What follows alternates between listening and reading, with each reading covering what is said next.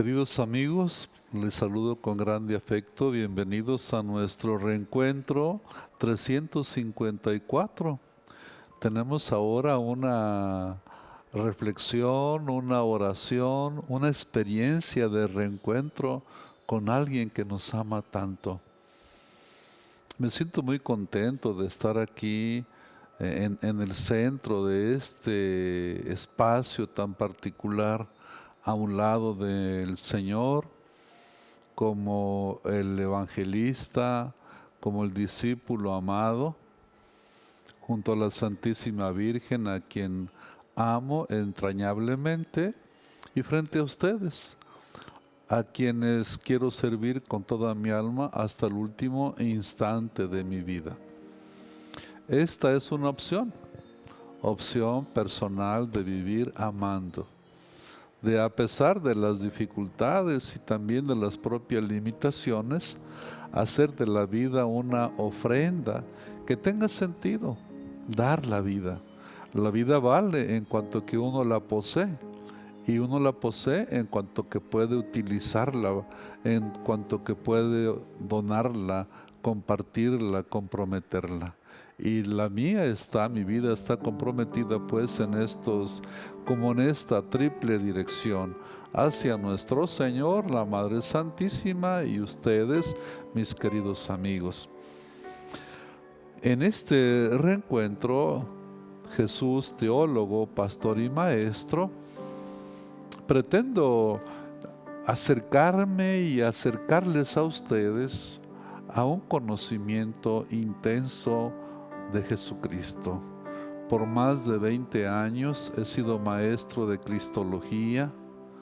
No digo que soy un especialista, pero sí soy un enamorado de Cristo, de la doctrina, de lo que la Iglesia ha pensado sobre Cristo, los santos padres, y sobre todo una persona muy impresionada por el testimonio de tantos mártires que han dado su vida por Cristo sin limitarse. Pertenezco a tierra de cristeros, aquí donde se levantaron en armas para defender la fe, sin la dirección de la jerarquía como fue. Recientemente lo hemos escuchado, el cardenal Sandoval lo ha recordado.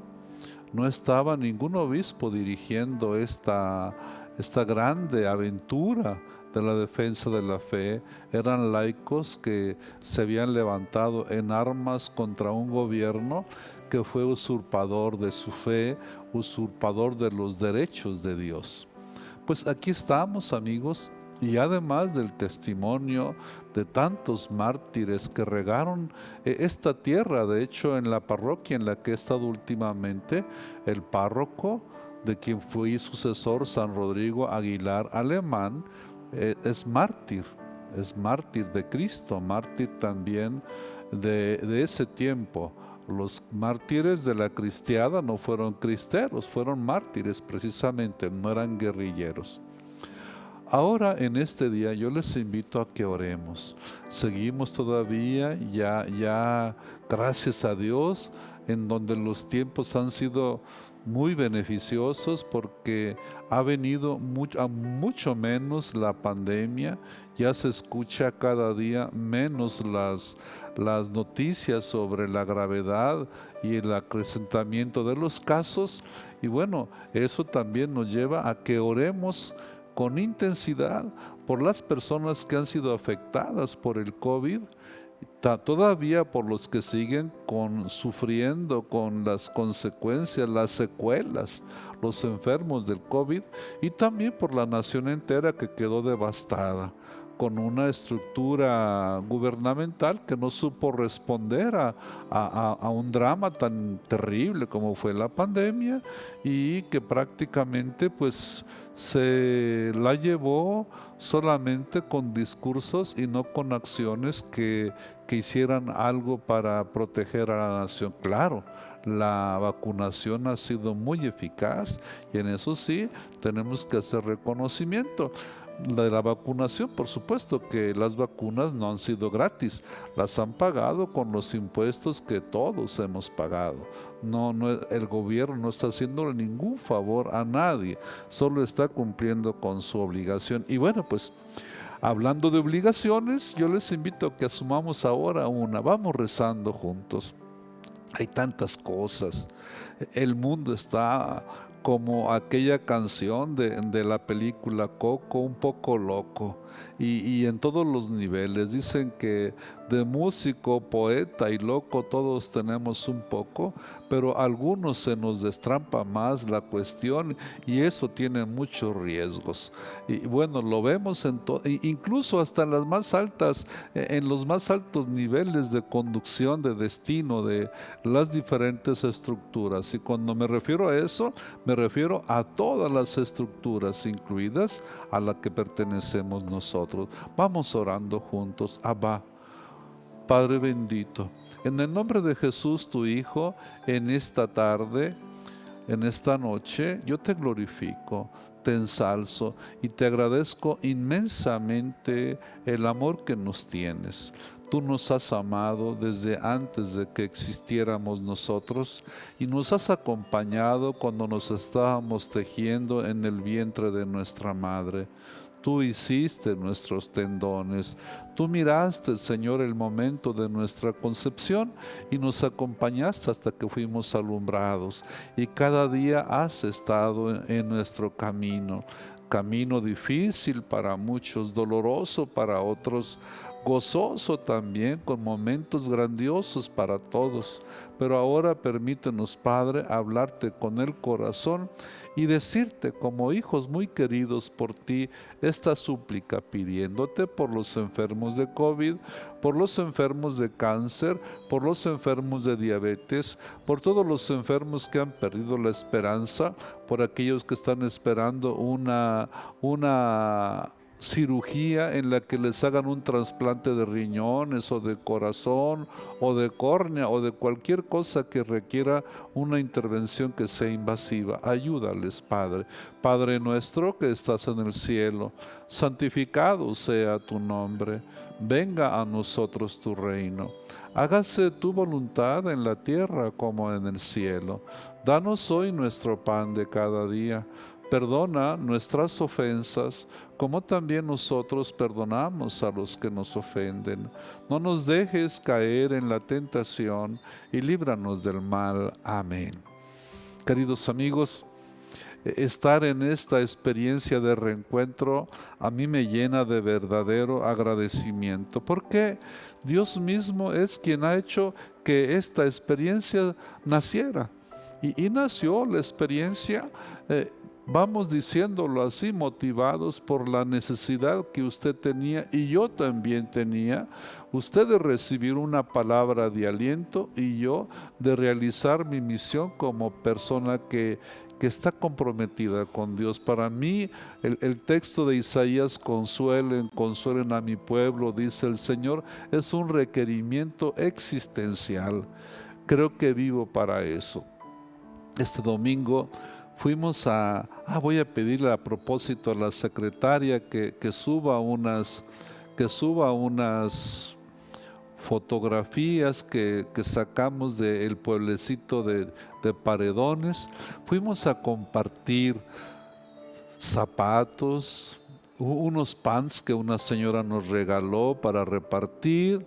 Y bueno, ha sido una experiencia muy bonita llevar 101 pares de zapatos, como 30 pants para las señoras y también un poco de ropa de niño que nos habían regalado y que les cayó, pero perfectamente bien a esa comunidad que tiene tanta necesidad.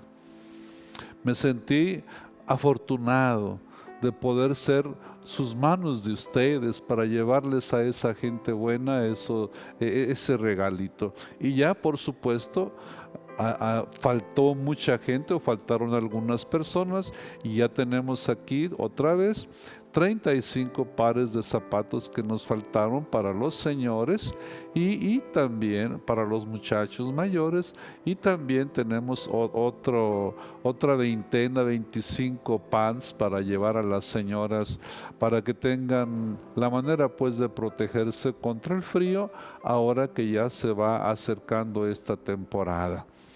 Gracias por estar aquí y gracias también por permitirnos pues colaborar con la gente al compartir con nosotros sus bienes para convertirlos en bendiciones para ellos. Tener ese privilegio de acercarse a los demás y llevarles algo en el nombre de Dios es fabuloso. Hay una fotografía que me encantará que ustedes vean. Es una fotografía de un niño descalzo. Con toda la ternura del mundo está el niño ahí esperando sus zapatitos, y claro que hubo para él. No sacamos la foto después con zapatitos como para no jugar con esa realidad. Solo la presentamos como un incentivo. Este es el privilegio. Estuve desnudo y me vestiste. Eso. Darle a esos pies lastimados por las piedras, darles un poquito de descanso con ese regalo que llevamos de parte de ustedes. Y ahora yo quiero poner en su corazón un poquito de aliento, porque esa ha sido la razón del nacimiento de este programa de reencuentro y de estas 354 horas que llevamos compartiendo desde que inició la pandemia. Llevamos compartiendo y orando juntos, porque se trata de eso. Yo creo definitivamente, creo en la nobleza de esta realidad. Cristo nos enseñó, pero al enseñarnos actuaba. Al enseñarnos, su enseñanza se convertía en nosotros en experiencia. Y el conocimiento que de Él teníamos también hacía surgir convicciones y también sentimientos que se levantaban como oración. Así eran nuestras clases de Cristología, una experiencia de oración. Yo se los decía a los muchachos, haremos un recorrido caminando, orando y dejando que la acción de Cristo transforme nuestra vida. Pues aquí estoy ahora con ustedes platicando sobre esta maravillosa realidad. Cristo, que ha sido para nosotros transmitido a través de los 4 evangelistas, los 3 sinópticos, Mateo, Marcos y Lucas, y el cuarto, que es una verdadera joya, San Juan, que cada uno de los 4 evangelios responde a una preocupación, una actualización para una comunidad concreta desde una perspectiva bien clara. Mateo quiere decir algo y quiere presentar al pueblo judío a Cristo como aquel en quien se cumplen las promesas escritas en el Antiguo Testamento. Y así narra su evangelio. Y cada uno de los discípulos, de los evangelistas, fueron haciendo esa recopilación de tradiciones que había con respecto a nuestro Señor. Se acordarán lo que dice Lucas. Yo he buscado y poner por orden. Así eran las enseñanzas. Había una necesidad en la comunidad y ¿qué diría Cristo ante esta necesidad? Y ya venía, se ponían ante la memoria, ante la tradición. ¿Qué decían los seguidores de Cristo que Cristo hizo y Cristo dijo como en una situación como esta? Y entonces así se fueron haciendo la recopilación de los dichos y de los hechos de nuestro Señor. Ahora bien, siendo los evangelios una obra que tiene un autor o una escuelita de autores, tiene también una intención. Y en el caso de San Mateo tiene una intención de presentarnos a Jesús como les decía al inicio, como teólogo, como pastor y como maestro.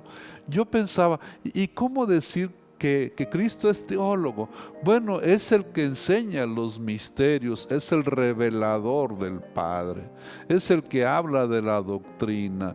¿Y qué es el pastor? El que hace sentir a la comunidad la experiencia de Dios que camina con su pueblo. Esta idea que desde el Antiguo Testamento permea la historia de Israel, en que Israel se sabe a sí mismo como el rebaño que Dios conduce por el desierto, haciendo la referencia de los 40 años en que fue conducido Israel por el desierto a través del cual fue llevado a la tierra prometida.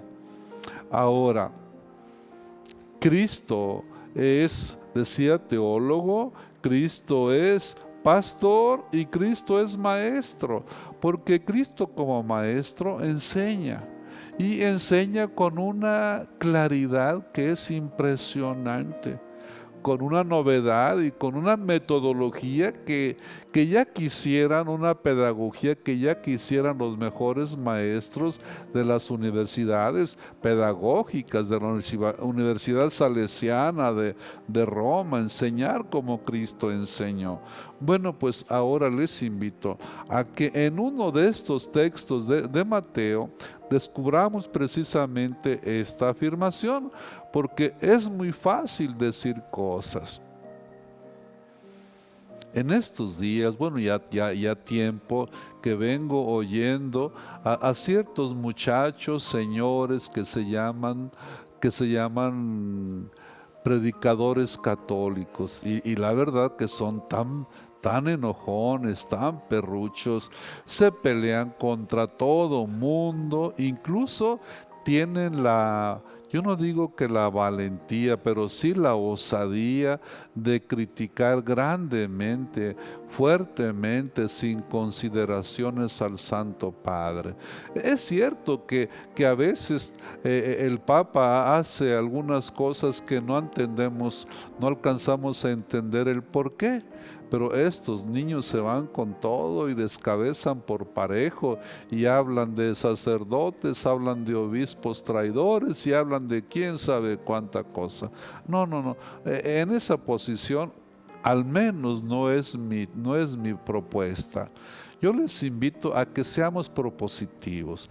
Tampoco les estoy invitando a que levantemos los ojos al cielo y nos la pasemos rezando y golpeándonos el pecho. No. Ser cristiano no significa evadir el mundo, no. Significa tomar el mundo y sembrar en el mundo semillas de evangelio. Y esa es mi tirada. Que usted, querido amigo, querida amiga, con esto que estoy proponiendo se siente identificado y también lo integre en su estructura de conocimientos y en su experiencia de fe para que su fe sobre Cristo sea más consistente. Y no tampoco para que se sienta un super cristiano, ¿no? Saber más no nos hace mejores que los demás. Saber más nos compromete con los demás. No nos compromete más que los demás, nos compromete con ellos. A hacer nuestras las luchas de aquellos que luchan por el bienestar, por el progreso, por la justicia, y también a no dejar que la oscuridad invada tantos corazones como lo está haciendo en el tiempo presente. Por eso pues le invito, vamos a tomar nuestro texto. Espíritu Santo, tú que eres luz, ilumínanos para que este pedacito del Evangelio que ahora escuchamos nos llene el corazón y podamos saborear esa razón por la que tú, Espíritu Santo, inspiraste este texto para que nos animara en el tiempo presente. Gracias, Espíritu Santo, porque estás aquí y tú nos das luz para entender mejor las enseñanzas de nuestro Divino Maestro. Amén. Jesús, Mateo 9, 35, 38. Jesús recorría todas las ciudades y pueblos, enseñaba en sus sinagogas, proclamaba la buena nueva del reino y curaba todas las dolencias y enfermedades. Al contemplar aquel gran gentío, Jesús sintió compasión porque estaban decaídos y desanimados como ovejas sin pastor. Y dijo a sus discípulos: la cosecha es abundante, pero los trabajadores son pocos. Rueguen pues al dueño de la cosecha que envíe trabajadores a recoger su cosecha. Sí, queridos amigos, esta es una realidad intensa. Yo soy gente de campo y he vivido este drama del tiempo de las cosechas. En nuestro caso, las cosechas de maíz. Antiguamente se sembraban varias cosas juntas. Junto al maíz se sembraba también el frijol y se sembraban también las calabazas. Y al tiempo que se iba recogiendo, o primero se recogía el frijol, se recogía, se amontonaba en una era y se dejaba que se secara para luego variarlo y desguazanar los ejotes o las vainas de frijol. Y después se recogían las calabazas para que no estorbaran a la hora que van los pescadores cortando, recogiendo las mazorcas. Y como generalmente en diciembre, cuando es en mi región el tiempo de la cosecha, también es el tiempo de las cabañuelas, es decir, de unas lluvias que prácticamente anuncian cómo será el siguiente ciclo en donde las lluvias del verano vendrán a fecundar la tierra. Bueno, pues era urgente terminar pronto de recoger y de guardar el maíz porque se venía la lluvia y a veces tenía uno los montones de maíz acumulados en el campo sin que hubieran llegado. Primero eran los hatos de burros o de mulas, los arrieros a llevar el maíz o los camiones para cargarlo y llevarlo a la casa, guardarlo y desgranarlo y ya venderlo o meterlo a los silos, meterlo a las bodegas. Bueno, todo ese trabajo es urgente y es realmente agotador. Desde la madrugada se trabaja hasta altas horas de la noche, porque siempre había el riesgo de la lluvia. Entonces había que estar trabajando con mucha intensidad. Y por eso a mí me parece sumamente comprensivo esta afirmación del Evangelio. La cosecha es abundante y los trabajadores son pocos. Cuando había pocos trabajadores me tocaba trabajar mucho. Cuando había muchos trabajadores me tocaba trabajar más porque yo como chiquillo había que traer agua, había que andar juntando las mazorcas que se les caían a los trabajadores, había que hacer muchísimas cosas. O estar llevando los viajes de maíz a la casa del rancho y luego de la casa del rancho, de los corredores de la casa del rancho, a la casa de mi abuela en Ayutla, que era una casa grande donde se metía el maíz para luego desgranarlo. Bueno, rueguen al dueño de la mies que envíe trabajadores. Y esa era así como la preocupación. Ojalá que haya mucha gente para que trabaje. Se entendía. También mi madre con sus cocineras tenía que trabajar mucho porque había que llevar comida para tantísima gente. Agua, había que preparar bebida para todos porque eran terrenos difíciles, llenos de huizapoles, llenos de chayotillo, con, ¿cómo se llama? Con ajuates o aguates que pican el cuerpo, y para que no se sintiera tanto, pues había que andar un poquito medio alcoholizado para que las fuerzas se mantuvieran intensas.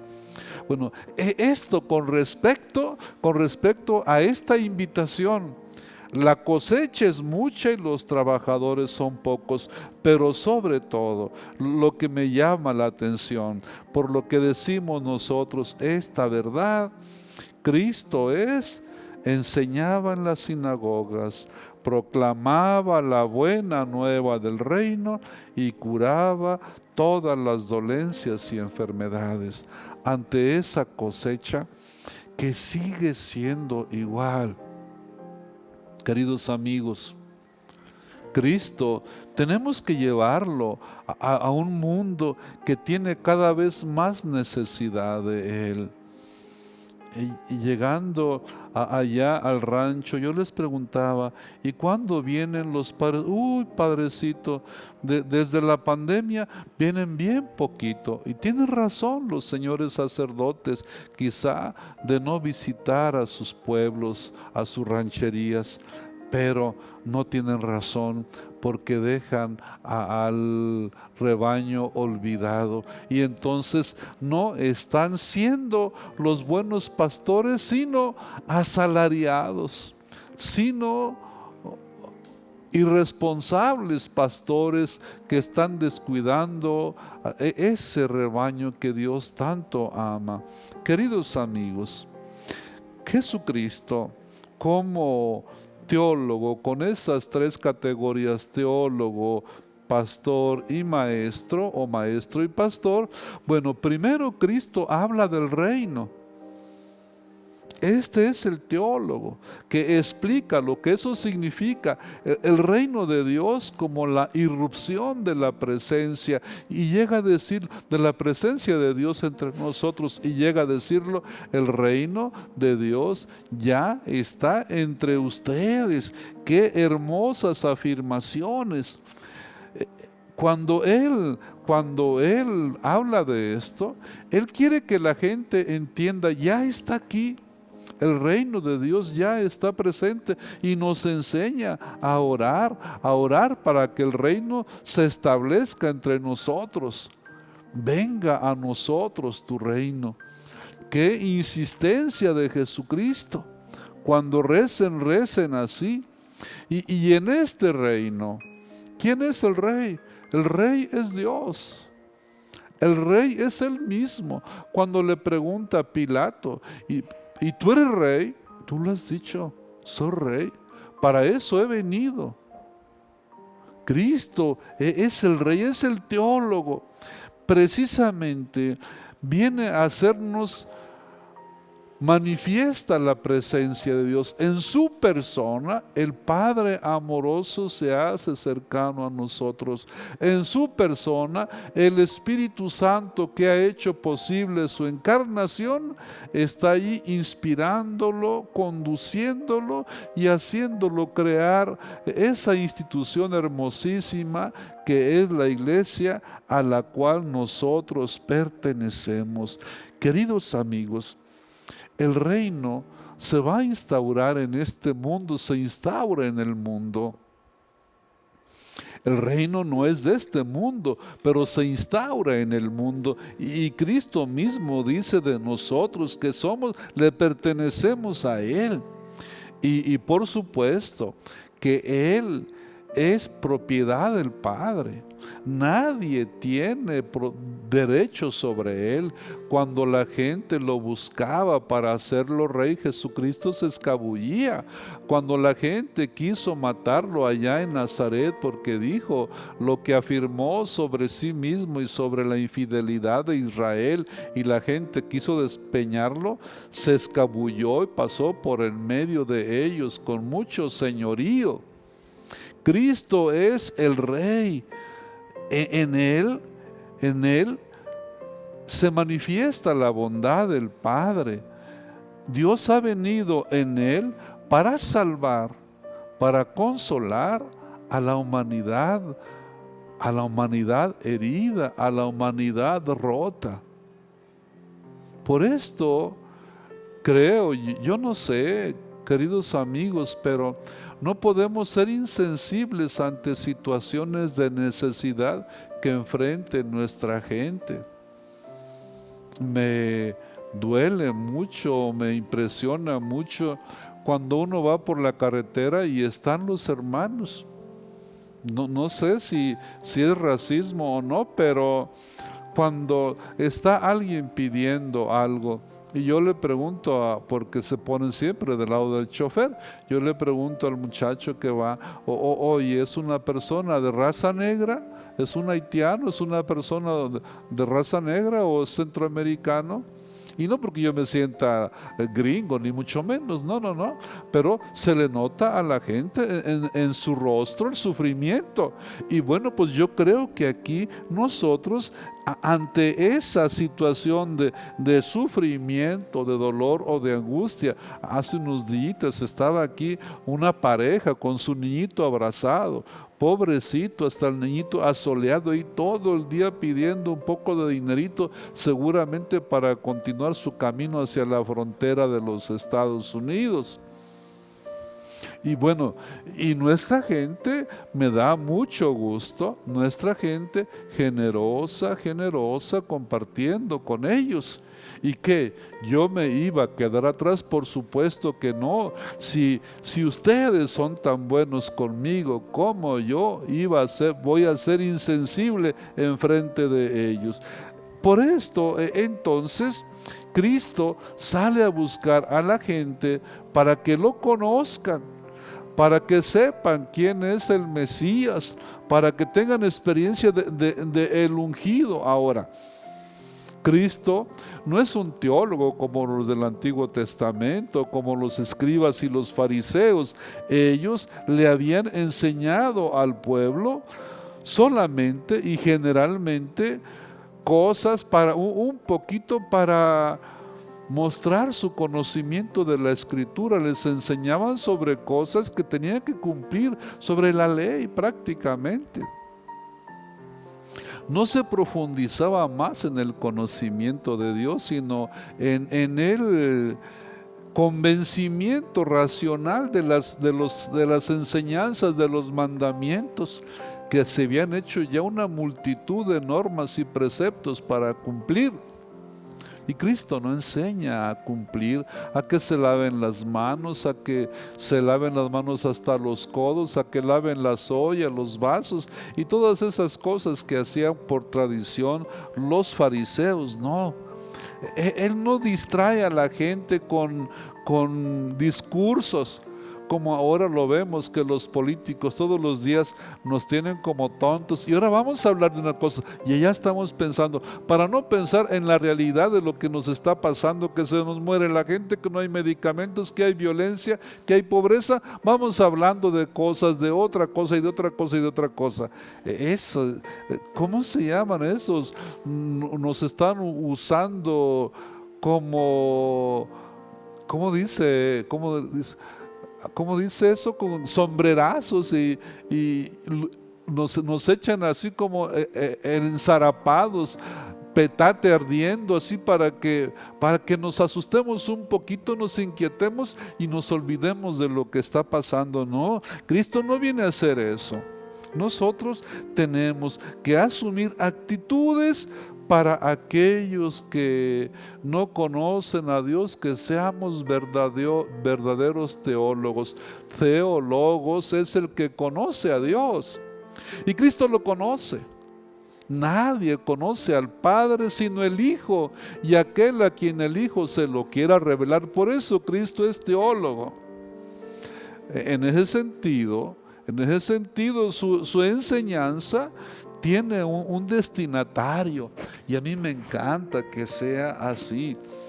Y puedo decirlo así, queridos amigos, disfruto mucho. Por eso, cuando me invitaban a predicar a los estadios, al cerro, incluso al campo, lo hacía con muchísimo gusto. Me recuerdo cuando fuimos en una ocasión allá en El Salvador, a la sierra junto al volcán de San Vicente. Impresionante, la gente por miles sentada bajo los árboles y allá predicando. Impresionante la capacidad de la gente sencilla, de los pobres especialmente, de los pobres para escuchar el mensaje. Ellos, los humildes, que son susceptibles a las enseñanzas del Evangelio. Lloraban de emoción al saberse privilegiados. Cristo estaba ahí presente y a la hora que el señor cura celebraba la Eucaristía, con cuánta pasión, con cuánta devoción, Dios mío, impresionante. Me impresioné igualmente cuando fuimos allá en la Sierra de Veracruz también. Tantísima gente, el único parejito que había estaba lleno de gente, no sé, 2,000, 3,000 gentes ahí celebrando a Cristo y oyendo la palabra con tanta devoción y con hambre. Creo que en esa ocasión los sacerdotes me odiaron porque había muchos sacerdotes que habían ido porque era una fiesta. Incluso creo que iba a llegar el señor nuncio y bueno, pues en la mañana era retiro y en la tarde era la celebración.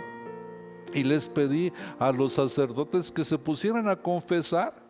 Y eran como unos 15 sacerdotes que salieron así a las orillas donde estaban los toldos en aquella cancha de fútbol. Y se hicieron filas de cientos. Yo creo que me odiaron porque tuvieron que confesar un montón. Se suponía que yo iba a comer con el párroco. Pues ni siquiera lo vi al párroco porque estaba confesando, y creo que no me quiso ver porque estaba enojado, pues, porque les pedí que confesaran. Pero la gente sedienta a estas personas es a quienes Cristo quiere que vayamos nosotros, los que teólogos, los que conocemos, los que tenemos palabras de Dios, para compartirlas y ellos hagan también esa experiencia de Dios nuestro Señor. Ahora, por supuesto también que si Cristo, ay Pati, se me está acabando la batería, que si Cristo, ya se me acabó, que si Cristo es maestro, entonces este maestro maravilloso buscaba a sus discípulos y quería que los discípulos conocieran esa nueva visión del reino, que ellos conocieran este proyecto de Dios que se acercaba a ellos para darles, para mostrarles, para hacerles partícipes de la verdad de su presencia. Así es nuestro Señor, el Maestro. Y enseña, ya habíamos hablado, enseña de una forma única. Él es el Maestro itinerante. ¿Qué leíamos aquí en el Evangelio que acabamos de leer ahorita? Dice así: recorría todas las ciudades y pueblos, enseñaba en sus sinagogas, proclamaba la buena nueva del reino y curaba todas las dolencias y enfermedades. Recorría las ciudades y pueblos, enseñaba en sus sinagogas. Y me llama la atención esta afirmación, como que supone San Mateo que estamos enterados de que allí había mucha gente, y dice: al contemplar aquel gran gentío, sintió compasión. ¿Cuál gran gentío? Pues ese gran gentío que siempre está en todas partes y tiene necesidad de que alguien les hable. Y Él así quiere entonces que vayamos y que enseñemos, que vayamos y compartamos este maravilloso mensaje del Evangelio, que está tan, en cierto modo, tan accesible para todos. Cristo quiere seguir siendo a través de nosotros, o a través de quien sea, quiere Él mismo llevar a la gente al conocimiento, a la experiencia de su mensaje de salvación. Y así va pues de sinagoga en sinagoga, de pueblo en pueblo, de plaza en plaza. Y Jesús habla como Él acostumbró a hacerlo. Sus enseñanzas eran dialogales. Utiliza muchos modos propios de su tiempo, y ya lo hemos dicho, las parábolas. Su enseñanza tenía una consecuencia: tocar el corazón. Queridos amigos, yo no sé si al terminar al terminar las reflexiones que yo hago, de alguna manera usted se hace algún planteamiento en su corazón. Si no es así, estoy perdido. Porque quiere decir que ya no tiene sentido lo que yo hago porque no alcanza a tocar su corazón. Pero la verdad de todo esto es que nuestro Señor quiere dejar en usted ese como añoranza de la conversión. Vamos, ¿qué es la conversión? Es volver, es reencontrarse con Él, es volver al camino. Por eso este programa se llama Reencuentro. Usted fue un hombre muy bueno, fue una niña muy buena, fue un muchachito muy inocente. Vamos reencontrando ese camino donde dejamos la inocencia y vamos caminando de nuevo en el camino donde Cristo, donde perdimos a Cristo, vámonos encontrando de nuevo. Así con las enseñanzas, con esa invitación a la conversión, sin duda que Jesús se encontró con sus discípulos y a ellos los animó a convertirse y por eso se hicieron discípulos suyos. Las multitudes, cuántos personajes, hombres, mujeres, ancianos, enfermos, desposeídos, cuántos hicieron experiencia de las enseñanzas de Cristo. Todos tenían acceso a sus enseñanzas, todos. Y eso me gusta muchísimo. En las idas a predicar a Michoacán, hasta me recuerdo una que fue prácticamente casi como un secuestro, que me llevan allá a predicar al cerro, donde se estaba viviendo una crisis de violencia espantosa. Era impresionante ver a las personas, a los niños atentos a lo que está predicando el sacerdote, a lo que se está haciendo ahí. Y a la hora de la comida, comer esas cosas tan pobres de la gente, pedacitos de masa o bolitas de masa con unos chicharitos o unos granitos de elote adentro y un poco de manteca para darle sabor, y eso es todo. Quizá un vaso de agua, de almidón o de horchata o de algo parecido. Pero es la experiencia de Dios. Se tiene acceso a las enseñanzas de nuestro Señor, el maestro de maestros que sigue enseñando. A mí me dejaron, los tabasqueños son impresionantemente piadosos. Yo me quedé realmente tocado cuando fui con el sembrador a un encuentro de 10,000 adoradores nocturnos. ¡Wow! Impresionante. Tanta gente amante de la Eucaristía. Y uno pensaría que los hombres están marginados de las cosas de Dios. No, señores, los tabasqueños, los chapanecos, los sureños son impresionantemente piadosos. Y el Maestro Cristo tocando sus corazones. Cuando estuvimos allá en Cavadas, allá en Veracruz, fue impresionante. Me recuerdo aquella tarde cuando estábamos en la hora santa y vino aquel milagro del sol que giraba y que hacía prodigios arriba, y la gente hincada y los hombres llorando, hasta el señor cura hincado también llorando, viendo ese prodigio que Dios nos concedía.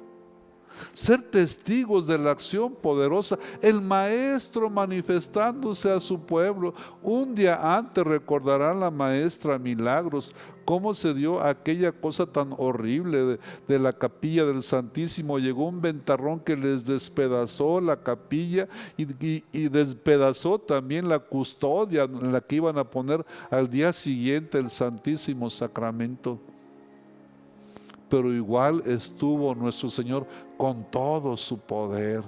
No teníamos custodia para ponerle solamente una copa de cristal, y con esa copa de cristal dábamos la bendición a la gente y los prodigios se actualizaban, porque ahí estaba el Maestro, ahí estaba el Pastor. El pastor que está haciendo realidad su prédica de las buenas nuevas, esas enseñanzas que son enseñanza y predicación con acción. Sus vidas se cambian y Cristo toca las vidas y hace que las condiciones humanas en que esas personas estaban fueran suficientemente sensibles a su presencia para que como pastor Él pudiera consolar y sanar las enfermedades de los excluidos. Déjenme recordarles por qué. En los tiempos de Cristo, la enfermedad era vista como un pecado. Él es el Cordero de Dios que quita el pecado del mundo, quita la enfermedad, quita el pecado. Ya lo escuchamos, me da lástima esta gente porque están como ovejas sin pastor. Pregúntese o preguntémonos, ¿cuánta gente de hoy día necesitan ser consolados y sanados? Con las iglesias cerradas, con la asistencia, con el, ¿cómo le llaman ese? El cupo, ¿cómo le llaman eso? De poder entrar al templo, limitado. Es impresionante que los restaurantes están casi llenos y las iglesias vacías. No puede ser. Nuestros templos vacíos y tanta gente con necesidad de ser consolada. La gente esperando la caridad de alguien, como lo leíamos hace algunos días, como aquel paralítico que está en la piscina de Betesda, esperando que alguien le ayude a levantarse. No tengo quien me ayude. Amigos, hay muchísima gente que está angustiada por su futuro y no saben qué hacer. Me dio mucho gusto porque escuchaba hace unos días a alguien que me decía, padre, no sabe de alguien que tenga COVID, que necesite, porque tengo interés de ayudar a alguna persona. Qué bueno que hay personas en esa disposición.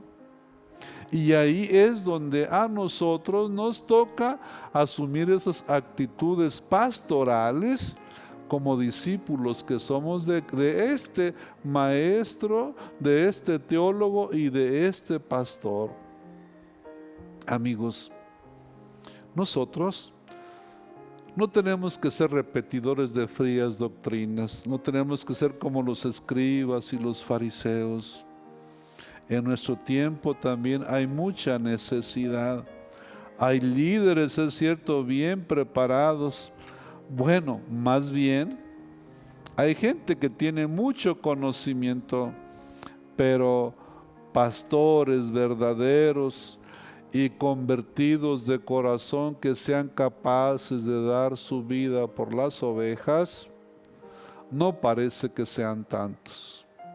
Y es aquí en donde yo quiero invitarle a usted a que oremos para que haya esos pastores que necesita. Es más, que usted sea ese hombre que conoce teólogos, que conoce a Cristo, ese maestro que tiene la capacidad de buscar y de hacerse acompañar para llevar al encuentro con Cristo, y de ese pastor también que es capaz de ser sensitivo ante las necesidades de sus hermanos para enseñarles y mostrarles el rostro de Cristo. Padre bendito, en este momento te pido por todas las personas que están en este reencuentro.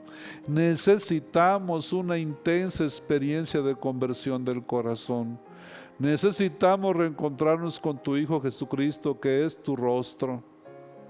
Queremos verlo a Él como los griegos que le dijeron a Felipe que querían verte. Muéstranos tu rostro en tu Hijo, oh Padre bendito. Bendice a los enfermos, a las enfermas. Bendice a las familias. Bendice a los muchachos que están recuperándose de cirugías. Bendice a Saulito Ruiz. Bendice a don César, a doña Sandra. Bendice a todas las personas que nos piden oraciones. A Ale, bendice a Lulú, bendice a Chuy, a Chayo, a Carmela. Bendice, te encargo a Eugenio, Señor, que los sanes. Bendice a doña Celia, ayúdale en sus problemas, en su nervio ciático. Bendice a la comunidad de Soyatlán en sus tiempos de fiestas.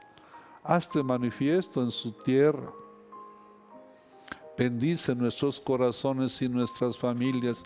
Cura, Señor, pronto a mis hermanas, a mi madre. Y a ti, Virgen Santísima, déjame decirte, bendita sea tu pureza y eternamente lo sea. Pues todo un Dios se recrea en tan graciosa belleza. A ti, celestial princesa, Virgen Sagrada María, yo te ofrezco en este día alma, vida y corazón. Míranos con compasión. No nos dejes, Madre mía, ya que nos proteges tanto como verdadera Madre. Haz que nos bendiga el Padre, el Hijo y el Espíritu Santo. Amén. Cristo es nuestra paz y nosotros sus heraldos. Muchas gracias por su colaboración. No olviden que seguimos ayudando a tanta gente en la hospedería, en Autlán, en el hospital, y ocupamos de su mano. Sean generosos. Dios me los bendiga. Hasta pronto.